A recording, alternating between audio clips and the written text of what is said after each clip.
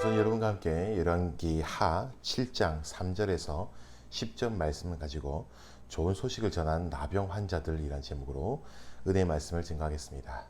오늘 우리가 읽은 본문 말씀을 보면 참으로 무모한 4명의 사람이 등장하고 있습니다. 이 사람들은 나병 환자들이었습니다. 여기서 나병 환자들이다 라고 얘기하는 것은 우리가 흔히 생각하는 한센병을 이야기하는 것은 아닙니다. 여기서 사용된 단어를 보면 히브리어 짜라라는 단어를 사용하는데, 이것은 우리가 생각하는 한센병을 가리키는 것이 아니라 외상이나 비늘이 벗겨지는 피부를 지칭할 때 쓰는 표현입니다. 그래서 여기서 묘사된 나병 환자들은 오늘날로 치면 건선, 습진, 황선, 지루성 피부병에 가까운 질병이라고 할 수 있습니다.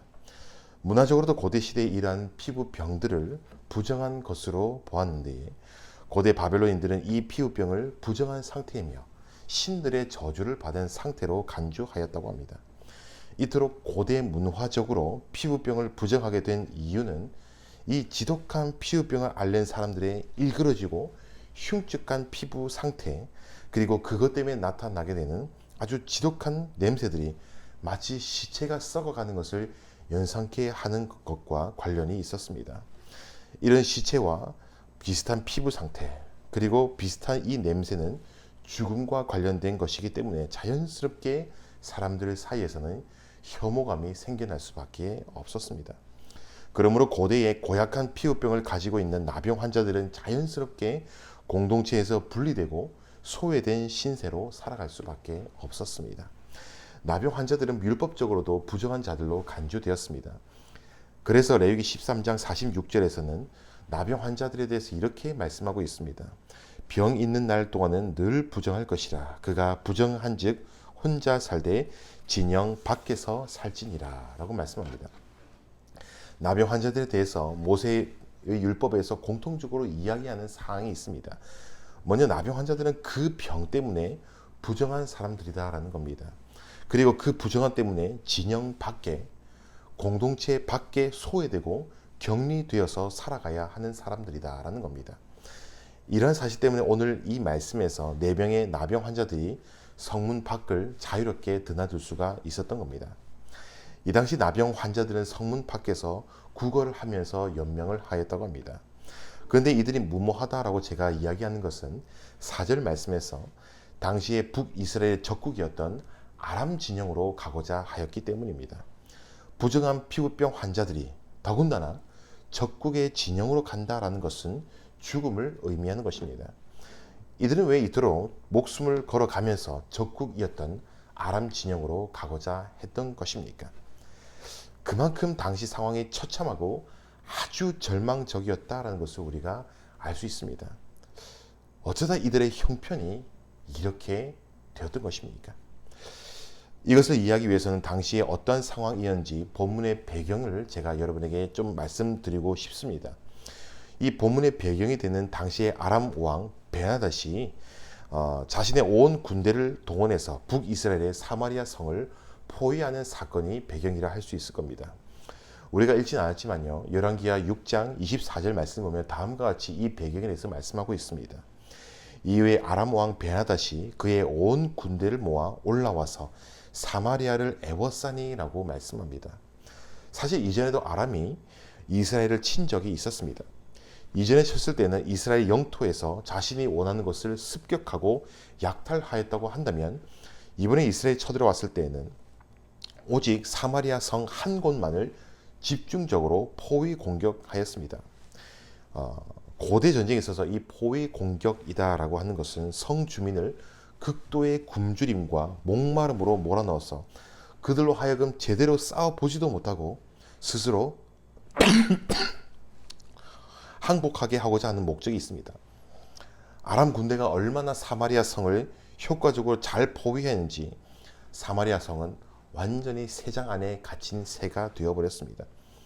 아람의 효과적인 사마리아 포위 공격으로 이 사마리아 성 안에는 큰 기근이 찾아왔다라고 묘사하고 있습니다. 사마리아 성 중에 크게 줄여서 나귀의 머리 머리 하나에 은 80세겔로 팔리기도 하였다고 합니다. 당시 표준 임금이 한 달에 겨우 1세겔 정도였다고 하니 사마리아 성의 큰 기근으로 얼마나 말도 안 되는 물가 상승이 그 가운데에 있었는지 우리는 짐작해 알 수 있습니다. 심지어 너무 굶주린 나머지 사마리아 성 안에서 자기 자식을 먹는 식인 사건까지 벌어졌다고 합니다. 열왕기하 6장 28절에 보면 이렇게 말씀하고 있는데요. 내 아들을 내놓아라. 우리가 오늘 먹고 내일은 내 아들을 먹자라는 아주 충격적인 표현이 말씀에 등장합니다. 이런 현상만 보더라도 사마리아 성이 아람 군대에게 포위되어 얼마나 큰 어려움과 비참함 가운데에 떨어졌는지 우리는 잘 알 수가 있습니다. 그러나 우리가 여기서 간과하면 안 되는 중요한 사실이 있습니다. 단순히 사마리아 성의 상태는 그저 비참한 상태로만 우리가 이야기하고 그치면 안 된다라는 겁니다. 이스라엘의 이런 비참한 상황은요, 당시 국가 간의 갈등으로 자연스럽게 생겨나는 것도 아니었습니다. 이를 순전히 국가 간의 첨예한 대립 상황으로 우리가 생각해서는 안 된다는 겁니다. 성경적으로 볼 때요. 이것은 이스라엘이 하나님 앞에서 크게 범죄해서 하나님을 떠나고 언약을 배반한 언약적 저주의 상태였습니다. 다시 말해서 사마리아 성의 비참한 상황은 그냥 우연히 이루어진 것이 아니고 외교적으로나 정치적으로나 군사적인 문제가 아니라 하나님께서 이스라엘에게 그들의 죄악의 결과로 내리신 언약적인 저주 상태였다라는 겁니다. 이에 대해 만일 이스라엘이 악을 행해서 하나님을 잊어버릴 경우, 하나님을 떠날 경우 이스라엘에게 어떠한 저주를 내리실지 이미 신명기 28장에서 하나님께서 그들에게 말씀을 주신 바가 있습니다. 한번 잘 들어보세요. 신명기 28장 52절과 53절 말씀입니다. 그들이 전국에서 내 모든 성읍을 애워싸고 내가 의뢰하는 높고 견고한 성벽을 다 헐며 내 하나님 여호와께서 내게 주시는 땅의 모든 성읍에서 너를 애워싸리니 내가 적군에게 애워싸이고 맹렬한 공격을 받아. 참으로 비슷하죠.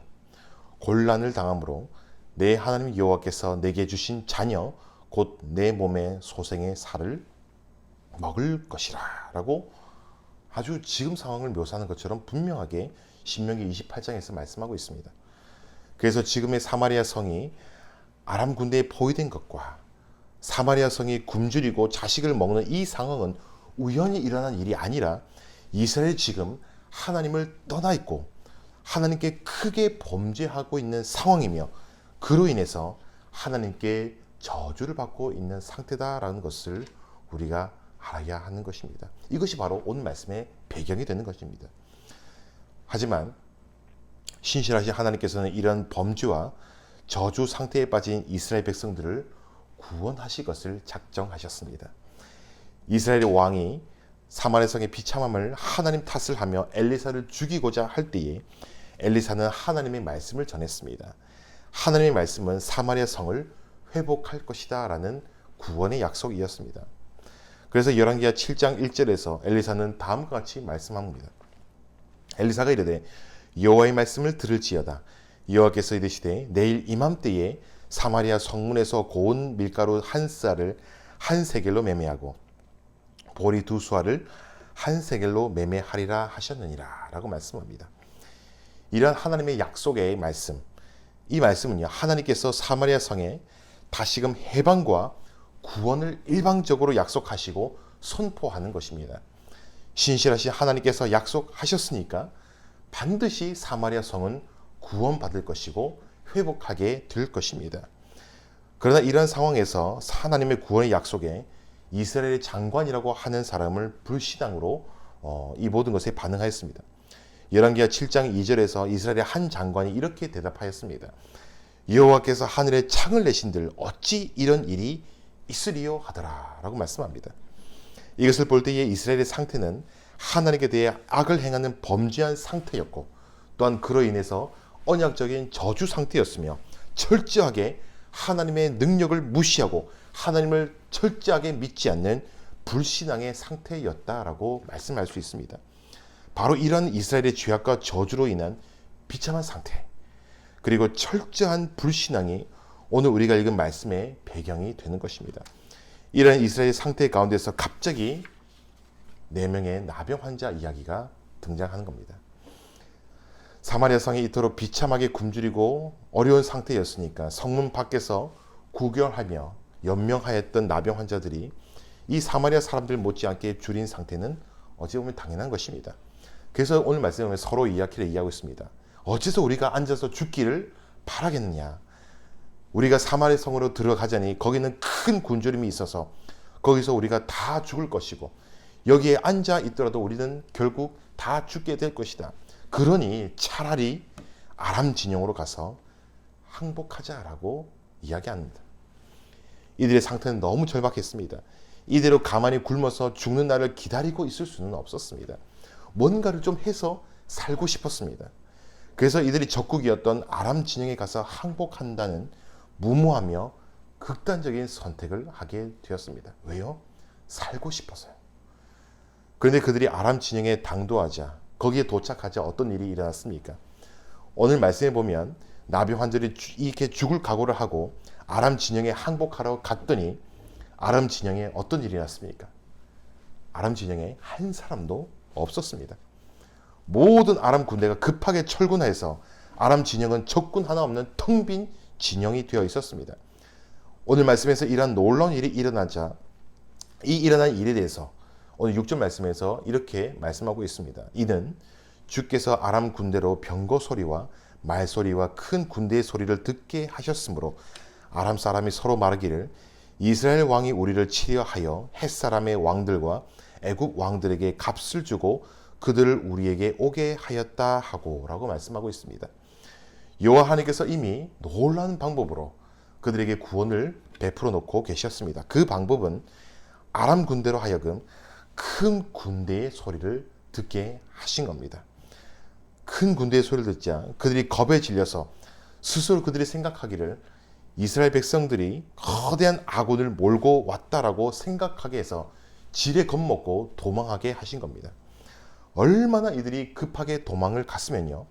장막이나 말과 나귀 등 모든 것들을 그대로 다 버려두고 자신의 목숨을 위해서 도주하였습니다. 하나님께서는 이렇게 놀라운 방법으로 어느 누구도 예상하지 못한 그러한 방법으로 이미 이스라엘의 해방과 하나님의 구원을 이루어 놓고 계셨습니다. 이것은 하나님의 놀라운 능력이자 은혜라고 할 수 있을 것입니다. 아람 진영에 한 사람도 없다는 것을 4명의 나병 환자들이 알자 어떻게 했습니까? 8절 말씀을 보면 그들은 진영에 들어가서 먹고 마시고 은과 금을 챙기기 시작했습니다. 그들이 아람 진영에 들어가서 실컷 먹고 마시는 것은 굶주리고 또한 자식을 먹고 있을 정도로 비참해진 이 사마리아 성 안의 사람들과 완전히 대조가 되는 모습입니다. 여기서 우리가 생각해 볼 것은요. 이 4명의 나병 환자들이 아람 진영에 들어가서 먹고 마시면서 온갖 보물을 챙기는 행위는요. 고대 전쟁의 약탈 행위나 다름이 없습니다. 여러분 약탈 행위가 무엇입니까? 승전국이 패전국을 향하여서 이긴 대가로 온갖 물품을 약탈하는 모습이 아닙니까? 하지만 4명의 나병 환자들이 먹고 마시면서 약탈 행위를 하는 것은 이들이 아람 군대와 싸워서 이긴 대가가 사실 아니었습니다. 실제로 아람 군대를 물리치시고 아람 군대를 이기신 분은 누구이십니까? 여호와 하나님이십니다. 하나님께서 이기신 전쟁의 영광과 결과를 지금 4명의 환자들이 아무 대가나 공로가 없이 그냥 거저 누리고 있는 것입니다. 다시 말해서 하나님 편에서 일방적으로 이미 다 이루시고 승리하신 이 구원의 대가를 이들은 아무런 공로도 없이 그저 이 기쁨을 누리고 있는 것입니다. 이것을 가리켜 우리는 거저 주시는 하나님의 은혜라고 할 수 있습니다. 그러나 이들이 즐겁게 먹고 마시고 약탈하며 즐기는 것도 잠시였습니다. 갑자기 그들의 마음 가운데 양심의 소리가 들리기 시작합니다. 왠지 모를 죄책감, 왠지 모를 부담감이 그들에게 찾아오기 시작했습니다. 그래서 오늘 말씀, 9절 말씀에서 이렇게 말씀하고 있습니다. 나병 환자들이 그 친구들에게 서로 말하되 우리가 이렇게 해서는 아니 되겠도다. 오늘은 아름다운 소식이 있는 날이거늘 우리가 침묵하고 있도다. 만일 밝은 아침까지 기다리면 벌이 우리에게 미칠지니 이제 떠나 왕궁에 가서 알리자라고 말씀하고 있습니다. 나병 환자들은 마음 가운데의 풍성함을 즐기는 것으로 그치면 안 되겠다라고 말하고 있습니다. 그리고 이렇게 하나님께서 전혀 예상하지 못한 방법으로 일방적으로 주권적으로 다 이루신 하나님의 구원을 자신들끼리만 이기적으로 누리기만 하고 죽어가는 저들에게, 저 사마리아 성 사람들에게 전하지 않는다면 도리어 그들에게 하나님의 저주가 미칠지도 모른다라는 불안한 확신이 들었습니다. 그래서 그들은 그들의 마음의 양심의 소리에 귀를 기울였습니다. 그 양심의 소리를 듣고 사마리아에 있는 저 왕궁에 가서 오늘 이루어진 해방의 소식, 이 구원의 소식, 아름다운 소식을 전하기로 한 것입니다. 그래서 이들은 이 아름다운 소식을 전하였습니다. 여기서 이 아름다운 소식이라고 하는 단어를 다른 말로 하면 좋은 소식, 기쁜 소식이라고 할 수 있습니다. 오래된 성경 가운데에, 구약 성경 번역본 가운데에 이 히브리어로 기록된 구약 성경을 헬라어로 번역한 70인경이라는 것이 있습니다. 이 70인경에서 이 단어를 참 재미있게도요, 헬라어로 번역하면 유앙겔리아스라는 단어를 사용하고 있습니다. 번역하고 있습니다. 이 단어는 나중에 신약 성경에서, 특별히 우리가 잘 아는 로마서에서 자주 보이는 복음이란 단어로 사용되고 있습니다. 오늘 이 아름다운 소식, 좋은 소식, 이 기쁜 소식, 이 복음에 대해서 오늘 말씀은 우리 가운데에 이야기하고 있습니다. 그러면 오늘 우리가 살아가는 이 말씀, 우리가 읽은 이 말씀은 과연 무엇을 말씀하는 것입니까? 오늘 이 말씀이 오늘날 살아가는 우리에게 주는 말씀은 과연 무엇일까요? 사실 오늘 이 말씀은 예수 그리스도를 통하여서 이루신 하나님의 놀라운 구원이라는 복음의 진리를 우리 가운데 보여주고 있습니다. 먼저는요, 구원은 하나님 편에서 일방적으로 이루어지는 것이다 라는 겁니다. 오늘 말씀에서 이스라엘은 하나님께 범죄하고 타락함으로 저주의 상태에 빠졌고 그 결과 아주 비참하게 떨어져 있었습니다. 그들 스스로는 결코 이 어려운 상황을 헤쳐나갈 능력도 의지도 하나도 없었습니다. 그들에게 기다리고 있는 것은 비참하게 줄이다가 죽고 멸망하는 것밖에 없었습니다. 그러나 그들이 전혀 예상하지 못한 방법으로 여호와 하나님께서는 일방적으로 이들의 구원을 베풀어 놓고 계셨습니다. 우리가 구원을 생각할 때 여러 가지를 말할 수 있을 것입니다. 하나 확실하게 말씀할 수 있는 것은요, 구원은 죄와 그 형벌로부터 해방되는 것입니다. 그런데 이 구원이라는 것은 결코 사람이 이룰 수 있는 것이 아닙니다. 사람의 능력으로 되는 것도 아닙니다. 사람의 노력으로 되는 것도 아닙니다. 이 세상 사람 가운데에 어느 누구도 스스로를 구원할 수 있는 사람은 단 한 사람도 없습니다. 왜요? 오직 구원은 하나님의 능력과 은혜로만 가능하기 때문입니다. 스가랴 4장 6절에서 이렇게 말씀하고 있습니다. 만군의 여호와께서 말씀하시되 이는 힘으로 되지 아니하며 능력으로 되지 아니하고 오직 나의 영으로 되느니라. 이는 왜 그렇습니까? 아담 안에서 우리 모두는 죄인이 되었고 어느 누구도 스스로 의로워질 만한 능력을 갖춘 사람이 한 사람도 없기 때문입니다. 아담 안에서 우리 모두는 타락하였고 우리 모두는 범죄하였고 우리 모두는 죄인이 되어 철저하게 부패하였고 전적으로 무능력한 사람들이 되었습니다. 이에 대해 로마서 3장에서 이렇게 말씀하고 있죠. 모든 사람이 죄를 범하였으며, 일부가 아닙니다. 모든 사람이 죄를 범하였으며 하나님의 영광에 이르지 못하느니 그리스도 예수 안에 있는 속량으로 말미암아 하나님의 은혜로 값없이 의롭다 하심을 얻은 자 되었느니라 라고 말씀합니다. 이 세상에 하나님을 만족시킬 만한 의인은 없습니다. 한 사람도 없다고 아예 성경에서 선포하고 있습니다. 모두가 하나님 앞에서 죄인임을 성경에서 아예 찍고 들어가고 있습니다. 성경은 인간의 능력에 대해서 아주 회의적입니다. 세상은 이렇게 얘기합니다. 너의 능력을 믿으라. 너는 할 수 있다. 너 자신이 끌린 대로 해봐라. 결코 그렇지 않습니다. 성경에서 말하는 인간론은요, 아주 회의적이고요, 아주 부정적입니다. 그러기에 또한 철저하게 하나님의 자비와 은혜가 필요한 존재가 사람이라고 성경은 말씀하고 있는 것입니다. 우리 모두는 전적으로 부패하고 타락하고 범죄하였기 때문에 우리 스스로를 구원할 수 없고 오직 하나님의 자비와 은혜만이 필요한 그러한 자들이다라는 것입니다. 우리의 형편이 그러하기에 하나님께서는 구원의 방도를 이미 하나님 편에서 일방적으로 다 베푸셨습니다. 그것이 무엇입니까? 예수 그리스도의 십자가입니다. 죄악되고 절망적인 우리를 위하여 하나님의 아들이신 예수님께서 이 땅 가운데에 오셨고, 우리의 허물과 죄악 때문에 죄를 알지도 못하시는 그분께서 십자가에 달려 우리의 모든 죄를 대신 지시고 모든 저주의 쓴 잔을 우리 대신 다 마셔 주셨습니다. 주님께서는 십자가를 통해서 모든 죄의 문제를 단번에 다 해결해 주셨습니다. 이에 주님께서는 십자가에 달리셔서 다 이루셨다라고 말씀하셨습니다. 예수님께서 십자가 지시고 부활하심으로 누구든지 예수 그리스도를 믿고 그 이름을 부르는 자들에게 구원을 얻을 수 있는 길을 활짝 열어주셨습니다. 그래서 로마서 10장 9절에서 이렇게 말씀합니다. 내가 만일 내 입으로 예수를 주로 시인하며 또 하나님께서 그를 죽은 자 가운데서 살리신 것을 내 마음에 믿으면 구원을 받으리라. 결코 사람 편이 아닙니다. 사람의 능력으로 되는 것도 아닙니다. 사람의 힘으로 되는 것이 아닙니다. 오직 하나님 편에서 일방적으로 주권적으로 하나님의 능력과 은혜로 우리의 구원이 다 이루어진 줄로 믿습니다. 이것을 우리는 복음이라는 것입니다.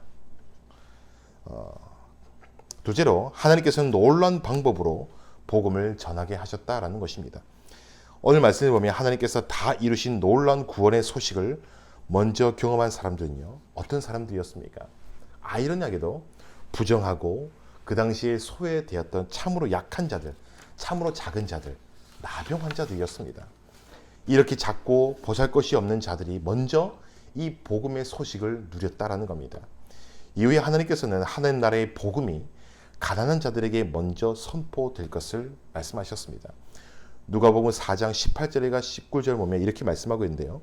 주의 성령이 내게 임하셨으니 이는 가난한 자에게 복음을 전하게 하시려고 내게 기름을 부으시고 나를 보내사 포로된 자에게 자유를, 눈먼 자에게 다시 보게 함을 전파하며 눌린 자를 자유롭게 하고 주의 은혜의 해를 전파하게 하려 하심이라 라고 우리 예수님께서 회당에서 이사야서를 인용하시면서 말씀하셨습니다. 어느 누구도 감히 예상하지 못하는 방법으로 하나님께서는 일방적으로 우리의 구원을 다 이루어 놓고 계셨습니다. 참으로 놀라운 소식, 기쁜 소식, 복된 소식이죠. 이 복된 소식을 가장 작고 부정한 나병 환자들이 먼저 알고 먼저 누리도록 하셨습니다. 더욱 놀라운 것은요, 이렇게 작고 보잘것없고 약하고 소외된 나병 환자들을 통해서 하나님의 구원과 해방의 이런 복된 소식이 전해지도록 하셨다라는 겁니다. 하나님께서는 전혀 예상하지 못한 방법으로 이 복음의 소식이 전파되게 하셨으니 세상에 약하고 작은 자들을 들어 쓰셔서 이들로 하여금 주 예수 그리스도의 복음이 전파되게 하신 것입니다. 이것은 하나님의 말할 수 없는 능력이자 은혜라고 할 수 있습니다. 사랑하는 여러분, 여기서 우리는 중요한 사실을 깨달아 알 수 있습니다. 우리 모두는 한때 허물과 죄로 죽었던 죄인들이며 영적으로 줄이고 참으로 비참한 자들이었습니다. 그러나 하나님께서 우리를 긍휼히 여기시고 우리 가운데에 일방적으로 베푸르신 그 은혜로 말미암아 우리는 구원받았습니다. 복음을 믿고 복음을 받아들이게 되었습니다. 이것은 굉장한 은혜입니다. 모세가 홍해를 가른 것이 기적이 아니고 여호수아가 해를 멈추게 한 것이 기적이 아니라 우리가 단 한 번도 만져본 적도 없고 본 적도 없고 들은 적도 없는 예수 그리스도의 십자가를 붙들고 믿는다는 그 사실 자체가 어마어마한 기적이 아니겠습니까? 굉장한 은혜입니다. 이것은 하나님의 은혜라고 할 수밖에 없습니다. 그렇게 고백할 수밖에 없습니다. 그런데 여기서만 그치는 것이 아니라 작고 약한 우리를 택하시고 부르셔서 구원하시고요. 이 베푸신 구원, 이 복된 소식, 복음을 우리로 하여금 전하게 하셨습니다. 은혜가 풍성하신 하나님께서는 이 세상에 잘나고 똑똑하고 높은 사람을 부르신 것이 아니라 작고 연약한 우리를 택하시고 믿음을 주셨습니다. 충분히 그렇게 하실 법도 한데 이 세상의 논리는 그렇지 않습니까? 잘난 사람, 똑똑한 사람, 멋진 사람, 집안에 좋은 사람, 그런 사람들에게 주목합니다. 근데 우리 하나님 결코 그렇지 않습니다. 하나님의 법칙이 결코 그런 것이 아닙니다. 참으로 작고 연약하고 보잘것이 없고 참으로 주목받지 못하는 그 한 사람, 그 연약한 우리를 택하시고 믿음 주시고 구원하셨습니다. 왜 그러셨을까요? 우리가 좀 상식적으로 생각해 보았으면 좋겠습니다. 여러분, 복음이 누구에게 전해지는 것이 가장 영향력이 있고 빠를 것 같습니까? 아마 높은 왕이나 정치인들이나 아주 경제인이나 영향력이 많고 아주 유명한 유명인을 하나님께서 택하시고 은혜 주시고 복음을 허락하시는 것이 사실은 복음화하는 것에 가장 유리해 보일 것입니다. 그게 당연한 것입니다. 그런데 그렇게 하지 아니하고 우리 하나님께서는 참으로 약한 자, 연약한 자, 보잘것이 없는 자, 힘없는 자, 유명하지 않은 자를 택하시고 은혜 주시고 복음을 믿도록 하셨다라는 것입니다. 왜 그렇습니까? 도대체 하나님의 부르심은 왜 그렇습니까? 하나님의 택하심이 왜 그렇다는 겁니까? 왜 하나님께서는 이런 방식으로 우리에게 은혜를 베푸시냐라는 겁니다. 고린도전서 1장에서 이것에 대해서 분명하게 대답하고 있습니다. 잘 들어보십시오. 고린도전서 1장 말씀입니다. 형제들아, 너희의 부르심을 보라. 육체를 따라 지혜로운 자가 많지 아니하며 능한 자가 많지 아니하며 문벌 좋은 자가 많지 아니하도다. 그러나 하나님께서 세상에 미련한 것들을 택하사 지혜 있는 자들을 부끄럽게 하려 하시고 세상에 약한 것들을 택하사 강한 것들을 부끄럽게 하려 하시며 하나님께서 세상에 천한 것들과 멸시받는 것들과 없는 것들을 택하사 있는 것들을 폐하려 하시나니 이는 아무 육체도 하나님 앞에서 자랑하지 못하게 하려 하심이라 라고 말씀합니다. 작고 약한 우리를 부르시고 구원하시고 하나님의 은혜의 복음을 전할 사명을 주신 이유가 무엇입니까? 우리가 작고 연약함에도 불구하고 우리를 주목하시고 우리에게 복음의 은혜를 선사하신 이유가 무엇입니까? 우리에게 구원의 선물을 하사하신 이유가 무엇입니까? 이 세상에 어느 누구도 감히 하나님 앞에서 자신의 육신을 자랑하지 않게 하기 위함입니다. 이것은 하나님의 놀라운 비밀이다라는 겁니다. 이제 결론 말씀드리고 마치겠습니다.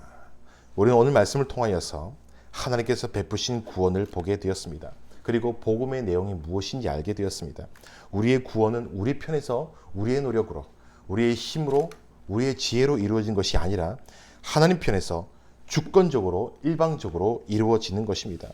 그리고 하나님 편에서 다 이루신 구원을 작고 약한 우리에게 먼저 알게 하시고 믿게 하셨다는 겁니다.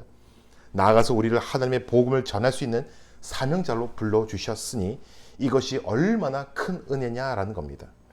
여기서 우리는 마땅히 구원받은 사람이라고 한다면, 하나님의 사랑과 은혜를 정말 맛본 사람이라고 한다면 복음을 전파해야 한다라는 사실을 잘 알 수 있습니다.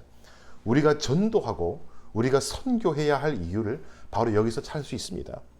지금 제가 유튜브를 통해서 여러분에게 전도하는 것도 사실 이런 이유 때문입니다. 그러나 문제가 무엇입니까? 우리는 이를 알면서도요, 잘 전하려고 하지 않습니다. 이 하나님의 풍성한 은혜를 맛보고도 전하기가 꺼려지고 주저하기도 한다라는 겁니다. 이럴 때 우리에게 필요한 것은 무엇입니까? 거룩한 부담감입니다. 오늘 말씀에서 나병 환자들이 이 해방의 기쁜 소식을 전하지 않는다면 도리어 자신들에게 하나님의 진노가 미칠지도 모른다는 거룩한 부담감이다라는 겁니다.